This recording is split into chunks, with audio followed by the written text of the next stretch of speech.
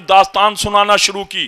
جب وزراء داستان سنا رہے تھے تو فضل اپنے 1200 کے لشکر کے ساتھ دربار میں داخل ہوا. توجہ چاہ رہا ہوں عزیزو, اب جو داخل ہوا تو اشکبوز غصے سے بپرا ہوا, تخت پر کھڑا ہو گیا اور جلاد کو حکم دیتا ہے فضل کا سر تن سے جدا کر دو. بیٹے کو, بائیمان بیٹے کو دیکھا, کہا اس کا سر تن سے جدا کر دو. جلاد خنجر لے کر کے ابھی ایک قدم چلا تھا کہ دربار میں 1200 تلواریں ایک ساتھ نیام سے باہر آئیں اور ایک آواز ہو کر کے لشکر نے کہا اشکبوز جلاد کو روک لے, فضل ہمارا سردار ہے, ہم نے اس رسول علی کے ہاتھ پر بیعت کی ہے جو اپنے سردار رسول کی خاطر اپنا سر ہتھیلی پر لیے گھومتا ہے.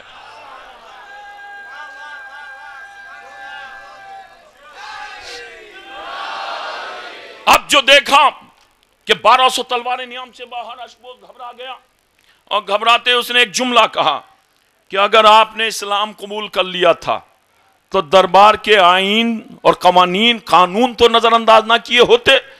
کہ دربار کا قانون کیا ہے؟ کہ ہمارے دربار کا قانون ہے جب بھی کوئی لشکر یا کوئی سپاہی دربار میں قدم رکھتا ہے تو خالی ہاتھ سر کو جھکا کر کے. فضل نے کہا ہمیں منظور ہے, ہم خالی ہاتھ سر کو جھکا کر کے داخل ہوں گے. اس نے سارے سپاہیوں کو اشارہ کیا باہر چلو. سب باہر گئے, سب نے خود و برتر اتارے, تلواریں رکھیں, سر کو جھکایا, دربار میں قدم رکھا. بتائے میرا محترم مجمع, فضل نے یہ عقل مندی کی؟ دیکھیے جا کر کے سنیے, خالی سنیے نہیں, بتائیے عقل مندی کی, عقل کی بات کی ہے اس نے. ذرا سی دیر تلوار چلتی دربار میں اور چلتی, اشکبوز بھی مارا جاتا, دربار پر قبضہ ہو جاتا, تخت پر فضل بیٹھ جاتا, سارے حبش میں حکومت مسلمانوں کی ہوتی.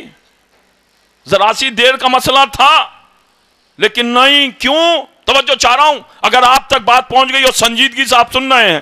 کیوں ذرا سی دیر چلتی لیکن فضل نے نہیں کیا کہ نہیں ہم خالی ہاتھ سر کو جھکا کر کے داخل ہوں گے. وجہ کیا؟ چلتے وقت رسول نے کہا تھا تبلیغ کرنا, یہ نہیں کہا تھا کہ جنگ کرنا.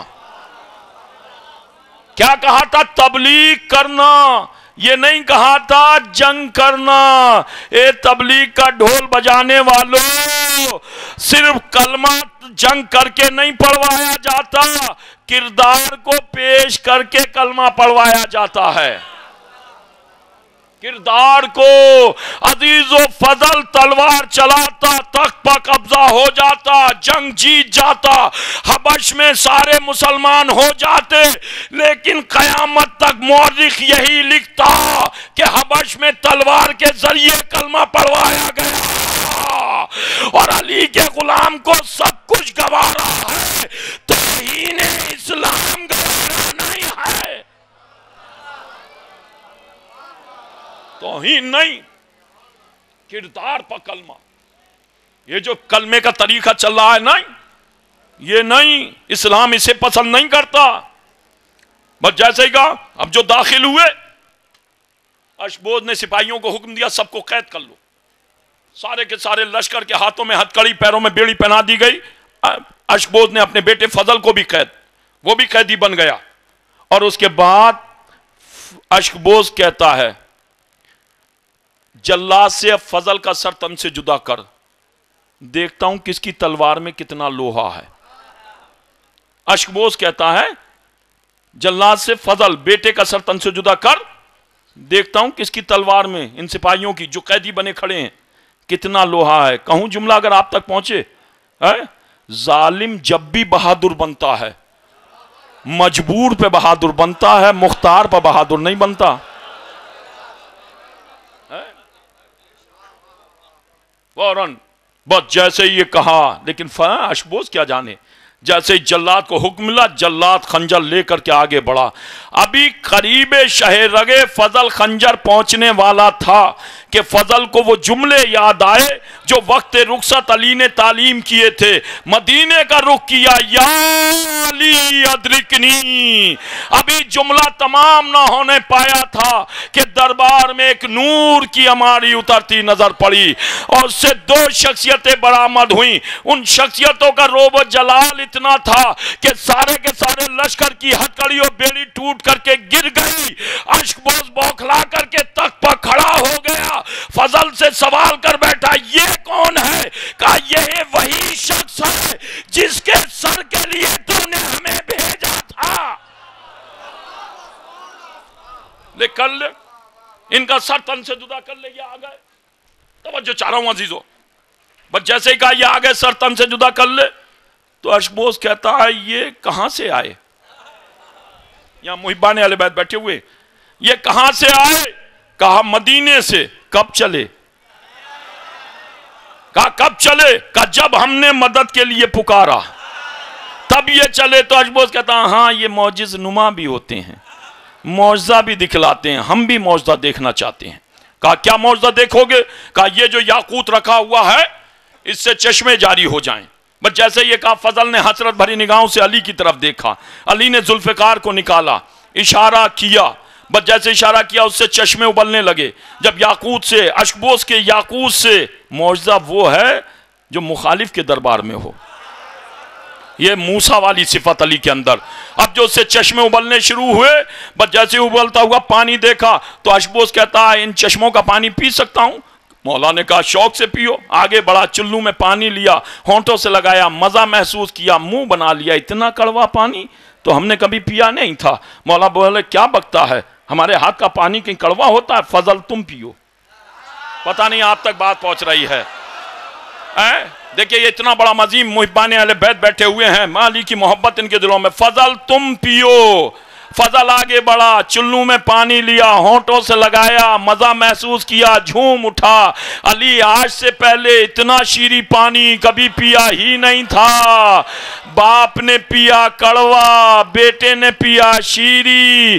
حسب ایک، نسب ایک، شجرہ ایک، خون ایک، خاندان ایک، قبیلہ ایک باپ ہے، ایک بیٹا ہے. باپ پی رہا ہے کڑوا، بیٹا پی رہا ہے شیریں. فرق کس بات کا ہے؟ ایک کے دل میں محبت علی، ایک کے دل میں بغض علی.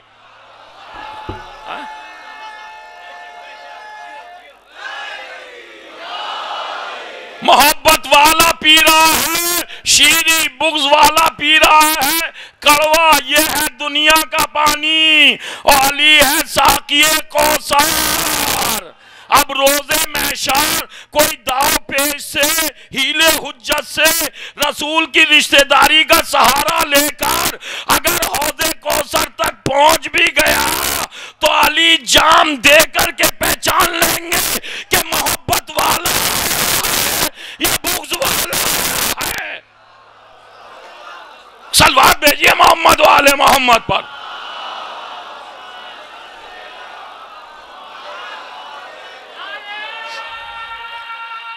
حیدری.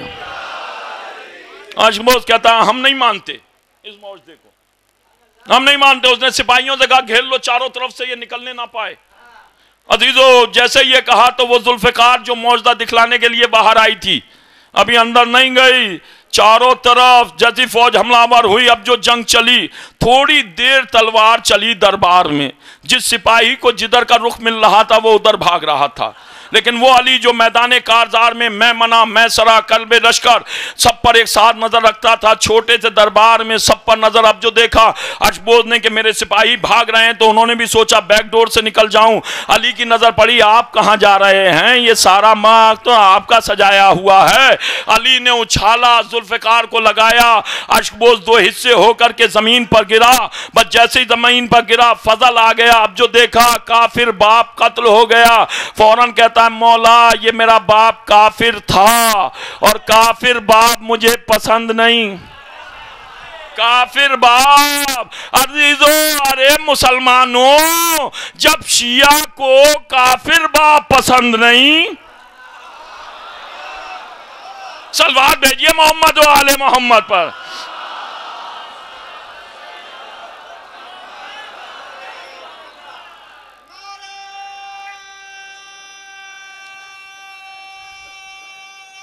حیدری. اب جو خود کو کسی کا غلام نہ بناؤ، جبکہ آزاد پیدا کیا، آزاد بنایا. توجہ چاہ رہا ہوں. بس جیسے یہ کہا، اب اشکو مارا گیا، مولا نے فضل سے کہا فضل تخت پر بیٹھو، تاج سر پر رکھو. میرا پڑھنا آسان، آپ کا سننا آسان. کائنات میں واحد فضل ایسا بادشاہ ہے کہ جس کے سر پر علی نے تاج رکھا، علی نے تاج رکھا. اب جو فضل کو تخت پر بیٹھالا، تاج سر پر رکھا، یہاں کی حکومت سنبھالو، یہاں کی بادشاہ سنبھالو، یہاں کے خزانے سنبھالو، یہاں کی دولت سنبھالو، یہاں کی رعایا سنبھالو، یہاں کی سرحدیں سنبھالو. فضل تخت پر رکھ بیٹھا، تاج سر پر رکھا، اور رکھنے کے بعد کہتا مولا وہ فضل، وہ فتح قمبر کہاں ہے جس نے آپ سے وعدہ کیا کہ مجھے کبھی اپنے سے الگ نہ کیجیے گا؟ کہاں ہے وہ؟ نور کی ہماری اتری دو شخصیتیں برآمد ہوئی نا. وہ فوراً فتح کہتا سامنے آیا کہیے مجھے کیسے یاد فرمایا آپ نے؟ خود کو کسی کا غلام نہ بناؤ جبکہ اللہ نے آپ کو آزاد بنایا ہے.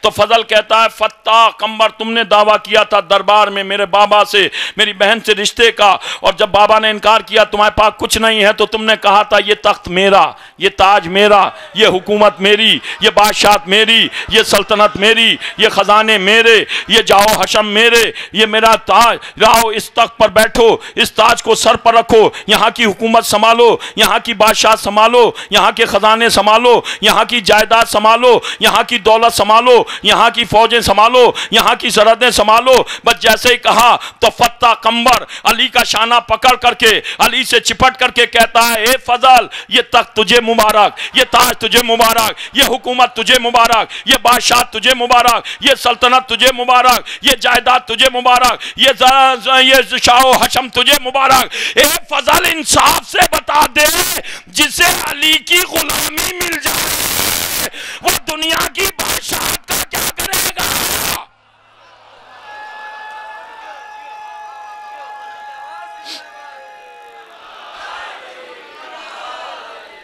تخت پر بیٹھو. فضل کو تخت پر بٹھالا اور اس کے بعد مولا نے فتح قمبر سے کہا چلو. وہی مسجد نبوی، وہی چھوٹی چھوٹی دیواریں، وہی رسول کا بات، وہی اصحاب کا جھمگٹ، چلو واپس چلو. اب جو چلے تو وہاں پہنچے، مولا کائنات رسول کی بارگاہ میں سلام پیش کر کے ہم ملک حبش گئے، یوں گئے، ایسے گئے، ویسے گئے. یہاں سے دیکھتا ہوں آپ کے ذہنوں میں تاریخ کتنی ہے. آپ محظوظ تب ہوں گے جب آپ کے ذہنوں میں تاریخ ہوگی. عزیزو جیسے کہا بیٹا ایسے گئے ویسے گئے، یہ کیا وہ کیا. اب جو سب سنانا شروع کیا، توجہ چاہ رہا ہوں، جیسے سنانا شروع کیا تو فوراً بیچارہ قمبر بیچارہ قسمت کا مارا صحابہ کے درمیان بیٹھ گیا. مولا رسول کو سب سنا رہے تھے. توجہ چاہ رہا ہوں عزیزو، وہاں قمبر کہاں؟ صحابہ کے درمیان. جیسی بیٹھا تو صحابہ نے کہا قمبر کہاں گئے تھے؟ کہا کہیں نہیں، یہیں ملک حبش. کہا قمبر کہاں گئے تھے؟ کہا کہیں نہیں، یہیں ملک حبش. ملک حبش گیا تھا، کہیں نہیں، یہیں ملک حبش. جیسے کہا ملک حبش کہیں نہیں، کہا قمبر کہاں گئے تھے؟ قمبر نے کہا آہستہ بولو، رسول اور علی میں گفتگو ہو رہی ہے، ان کی آواز پر آواز بلند نہیں کرنی چاہیے. دیکھیے نیا نیا ہے، اتنی تمیز جانتا ہے، ان کی آواز پر آواز بلند نہیں. کہا قمبر کہاں گئے تھے؟ قمبر کے سامنے یوں یوں کیا. قمبر مہینوں کا سفر ہے، تم ابھی گئے ابھی آ گئے ہیں کیا؟ چشمے زدن میں ابھی گئے ابھی آ گئے، تمہارا دماغ تو ٹھیک ہے. انہیں جب بھی علی والوں پر شک ہوتا ہے دماغ ہی پر شک ہوتا ہے. صلوات بھیجئے محمد و آل محمد پر.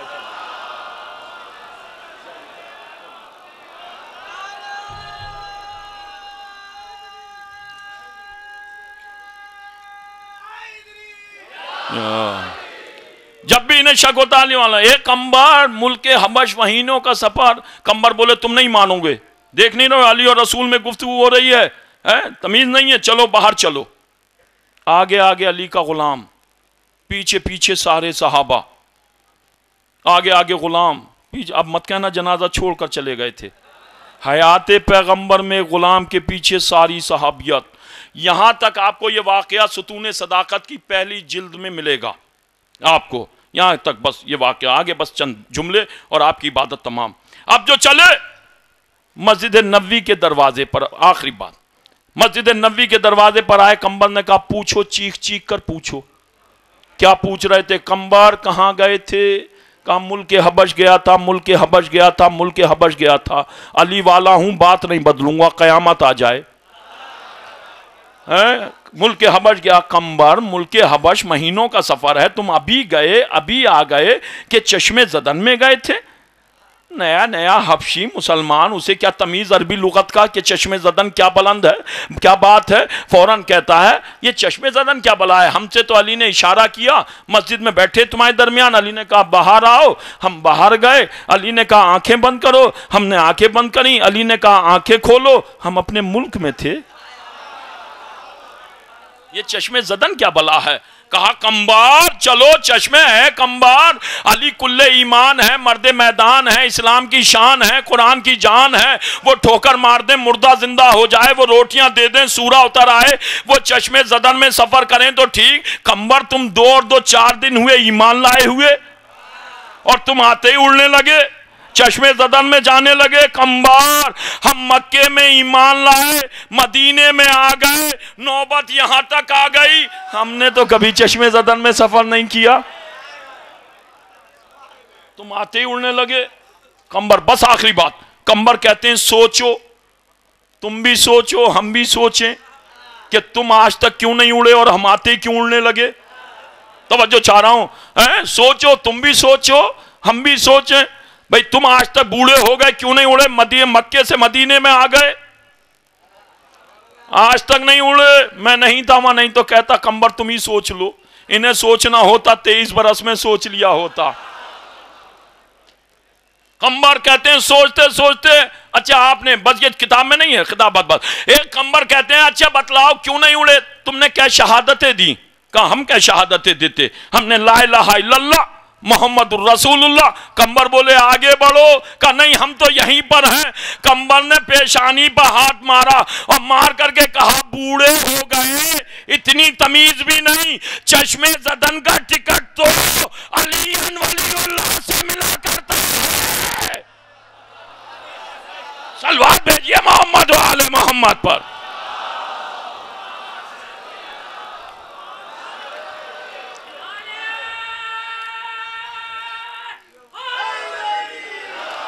خود کو کسی کا غلام نہ بناؤ، جبکہ اللہ نے آپ کو آزاد خلق کیا، آزاد پیدا کیا۔ یہ در وہ در ہے جس پر آنے والے اپنے آپ کو کنیز اور غلام کہلوانے والے فخر محسوس کرتے تھے۔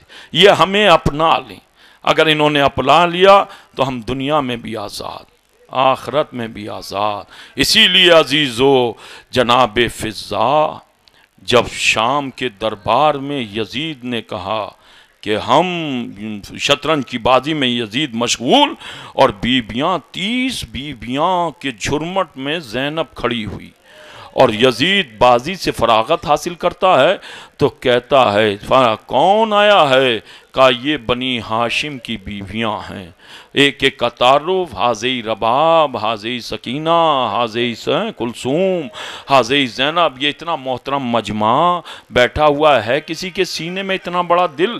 عزیزو جس وقت شمر نام لے رہا تھا بیویوں کا، سجاد سر جھکائے ہوئے کھڑے تھے۔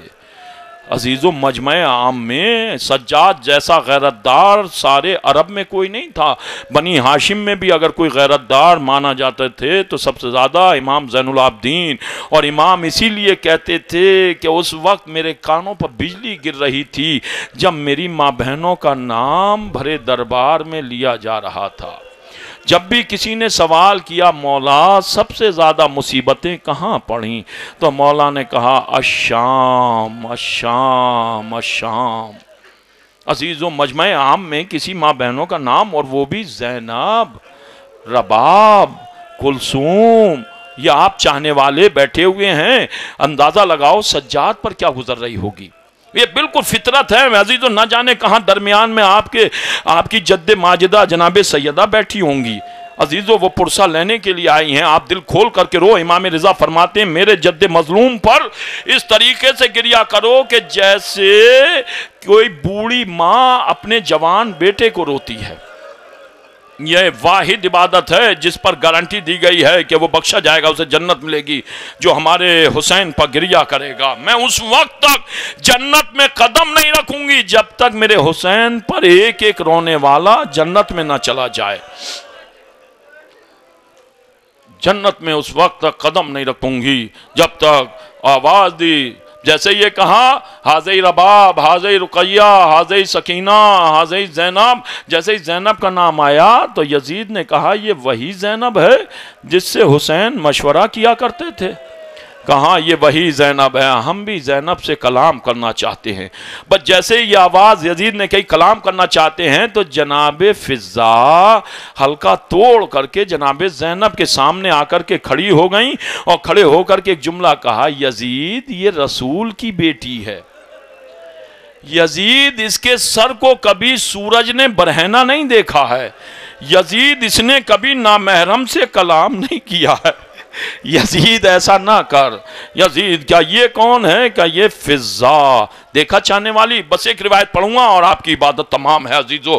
یہ زینب جب قید شام سے چھٹ کر کے مدینے پہنچی، آپ نے بہت سنا ہوگا، قید شام سے چھٹ کر زینب جب مدینے پہنچی تو اہل مدینہ پرسہ دینے کے لیے آتے تھے اور پرسہ دیتے تھے، چلے جاتے تھے، بیویاں آتی تھیں پرسہ دیتی تھیں۔ جناب سجاد کو اہل مدینہ، کبھی جناب قاسم کے دوست آتے تھے، جوان آتے تھے مل کر کے، اور آ کر کے سجاد سے کہتے تھے مولا قاسم نہیں آئے، قاسم ابن حسن واپس نہیں آئے، بتاؤ مولا کے دل پر کیا گزر رہی ہوگی؟ تو مولا دیکھتے تھے اور دیکھ کر کے رونے لگتے تھے، میرا قاسم بھی اتنا ہی بڑا ہوتا، انہی کے درمیان میرا قاسم بھی ہوتا۔ روتے تھے، قاسم کے دوست بھی رونے لگتے تھے، چلے جاتے تھے۔ کبھی علی اکبر کے دوست آتے تھے، آ کر کے پوچھتے تھے مولا ہم شکل پیغمبر علی اکبر واپس نہیں آیا، مولا ہمیں بڑی یاد آتی ہے علی اکبر کی۔ جیسے یہ کہا تو امام رونے لگتے تھے، میرا علی اکبر بھی ان کے ساتھ ہوتا۔ کبھی اونو محمد کے دوست آتے تھے، کبھی امام حسین کے ساتھی آتے تھے، صحابی آتے تھے اور مولا کو آ کر کے پرسہ دیتے تھے۔ مولا روتے رہتے تھے۔ 35 برس امام زین العابدین روئے ہیں، 35 برس یہاں پر نشان پڑ گئے تھے گریے کے۔ میں عزیزو یہاں نشان، شاعر نے کہا کیا کہوں دیدہ تر، یہ تو میرا چہرہ ہے، سنگ کٹ جاتے ہیں پانی کی جہاں دھار گرے۔ امام کے یہاں نشان پڑ گئے تھے، اتنا روتے تھے امام، پرسہ دیتے تھے۔ اسی اجدہام میں، اسی جھمگٹ میں جناب زینب کے شوہر جناب عبداللہ آتے تھے، وہ بھی روتے رہتے تھے، کچھ کہنا چاہتے تھے کہہ نہیں پاتے تھے۔ اہل مدینہ سجاد کو گھیرے رہتے تھے اور ایسے عالم میں عزیزو ایک روز نماز فجر کے بعد سجاد مصلی پر بیٹھے تو جناب عبداللہ جناب زینب کے شوہر نے قدم رکھا۔ اب جو سجاد نے پھپا جان کو دیکھا تو دیکھتے ہی ایک جملہ کہا، پھپا عبداللہ میرے بابا کو کربلا میں رلا رلا کر کے مارا گیا۔ میں بہت سنجیدگی سے پڑھ رہا ہوں عزیزو، خدا آپ کو کوئی غم نہ دے سوائے غم سجاد کے یا غم کربلا کے عزیزو۔ خدا آپ کی گودیوں کو آباد رکھے، خدا آپ کے سروں پر بزرگوں کا سایہ رکھے، خدا آپ کو کوئی پریشانی نہ دے عزیزو۔ کیا پھپا عبداللہ میرے بابا کو کربلا میں رلا رلا کر کے مارا گیا، اے پھپا میرے بابا کو کربلا میں وقت آخر پانی بھی نہیں دیا گیا۔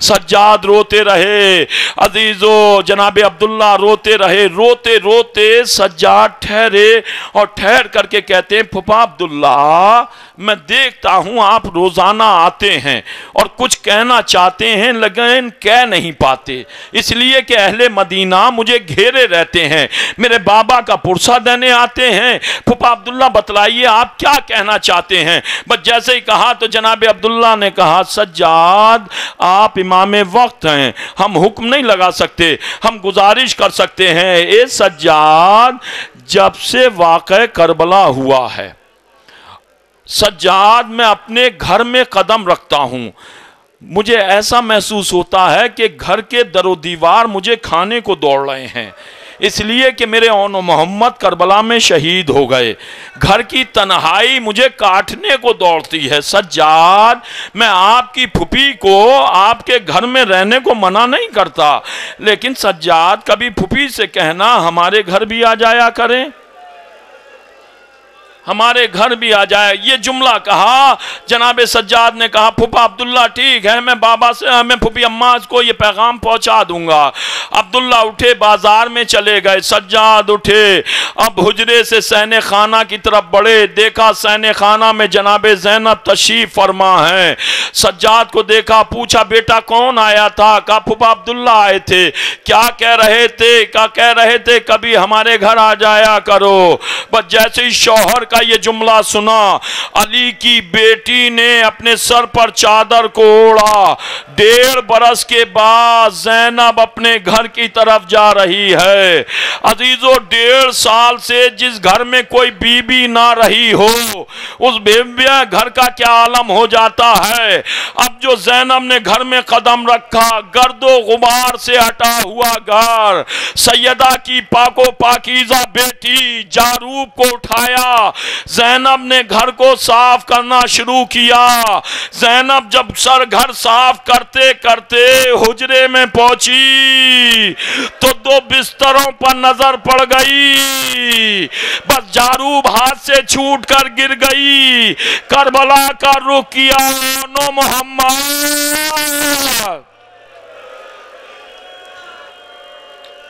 زینب کو اپنے بچے یاد آ گئے. زینب کی آنکھوں سے اشکوں کا سیلاب. آج زینب اپنے بیٹوں کو رو رہی ہے. اب جو زینب کی آواز بلند ہوئی، اتنے میں عبداللہ نے گھر میں قدم رکھا. چادر سر سے کھسک گئی. عبداللہ نے دیکھا حجرے میں کوئی سفید بالوں والی بی بی بیٹھی رو رہی ہے. تو عبداللہ آگے بڑھے، آگے بڑھ کر کہتے ہیں بی بی ہمارا تو اس گھر میں ویسے ہی دل نہیں لگتا. اے بی بی رونا ہے تو کہیں اور جا کر کے رو لو. عزیزو زینب کے کانوں میں عبداللہ کے جملے. ایک مرتبہ علی کی بیٹی پلٹی اور پلٹ کر کے کہتی ہے عبداللہ آپ نے بھی زینب کو نہ پہچانا.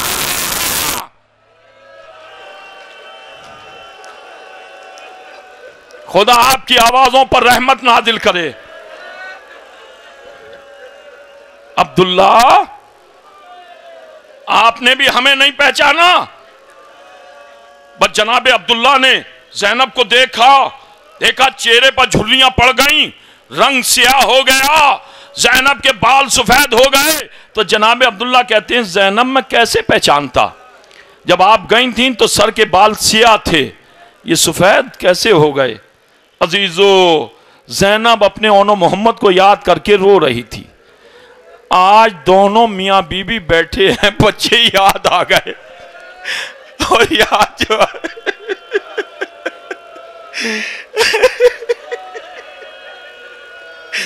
بہت دیر تک جناب عبداللہ جناب زینب حجرے میں اونو محمد کے بستر دیکھ کر کے دونوں روتے رہے. روتے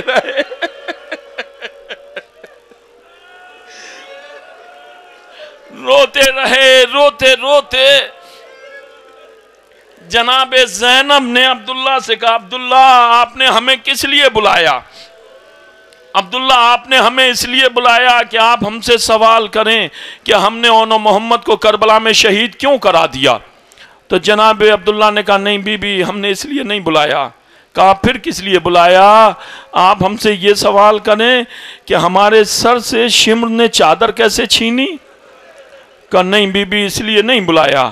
کہا پھر کس لیے بلایا؟ اس لیے کہ آپ ہم سے یہ سوال کریں شمر نے ہمارے بازوؤں میں ریسمان کیسے باندھی؟ کہا نہیں بی بی اس لیے نہیں بلایا. کیا پھر کس لیے؟ اس لیے کہ آپ ہم سے سوال کریں ہمیں دیار بدیار بے ردا کیسے پھرایا گیا؟ کہا نہیں بی بی اس لیے نہیں. کہا بی بی کہتی ہیں پھر کس لیے بلایا؟ اس لیے کہ میں یزید کے سامنے 72 گھنٹے کیسے کھڑی رہی؟ کہا نہیں علی کی بیوی بیٹی اس لیے نہیں بلایا ہم نے. کہا پھر کس لیے بلایا؟ عبداللہ میں حسین کی قبر پر وعدہ کر کے آئی ہوں زینب جب تک زندہ رہے گی حسین تجھے روتی رہے گی. اور یہ کہہ کر کے زینب نے دوبارہ چادر اوڑھی اور عبداللہ کے گھر سے نکلنے کا ارادہ کیا تو عبداللہ نے راستہ روک لیا. بس عزیزو روایت ہے اور انشاءاللہ آپ بہت جم کے گریہ کریں گے, روتے ہوئے جائیں گے. آپ کے دلوں میں زینب کی محبت, امام حسین کی محبت. عبداللہ نے راستہ روک لیا اور روک کر کے کہا, اے زینب آپ نے اتنے سوال کیے, میں سب بات پر انکار کرتا رہا. زینب میں ایک سوال کر رہا ہوں, بس اس کا جواب دے دو اور چلی جاؤ, میں روکوں گا نہیں.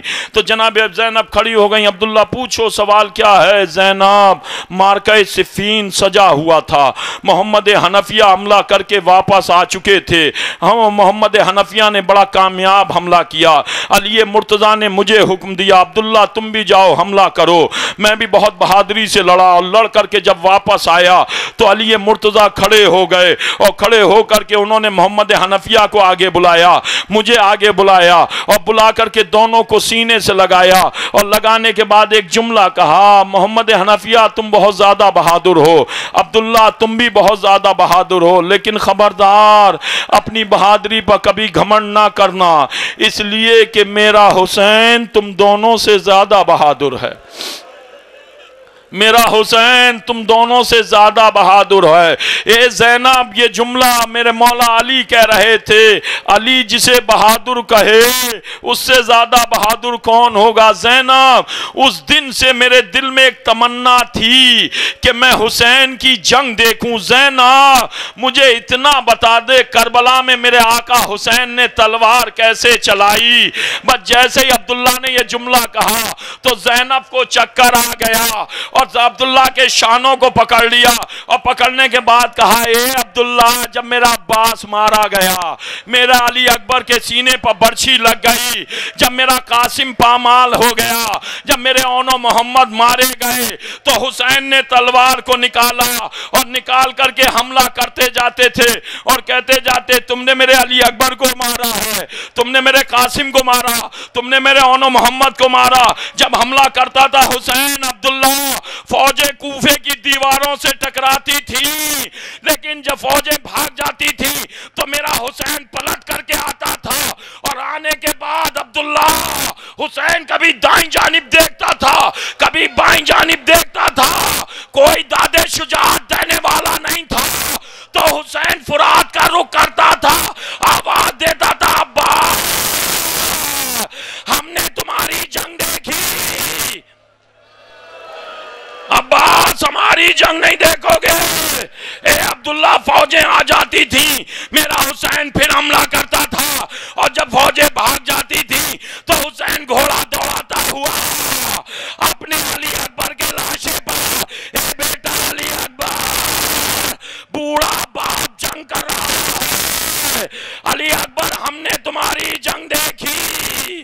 اے عبداللہ 3 دن کا بھوکا پیاسا میرا حسین, حاطب غیبی کی صدا آئی, حسین پلٹا, حسین نے تلوار کو نیام میں رکھا, بھاگی ہوئی فوجیں سمٹی. اے عبداللہ کوئی تیر مارتا تھا, کوئی تلوار مارتا تھا, کوئی نیزہ مارتا تھا, میرا حسین گھوڑے پر ڈگمگانے لگا. اے عبداللہ ایک نشیب سے آواز آئی, آ میرے لال. حسین نشیب میں گر گئے, میری ماں کی آغوش, شمر کا خنجر, زمین کربلا کو زلزلہ آ گیا, فرات کا پانی اچھلنے لگا, سیاہ آندیاں چلنے لگی. اللہ قتل الحسین بے کربلا, اللہ ذبح الحسین بے کربلا. عبداللہ میرا ماں جایا پیاسا ذبح ہو گیا.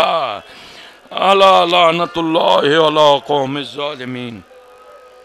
اللہم اغفر للمؤمنین والمؤمنات والمسلمین والمسلمات الاحیاء منہم والاموات, تاب بیننا و بینہم بالخیرات, انکا مجیب الدعوات, انکا علی کل شیء قدیر.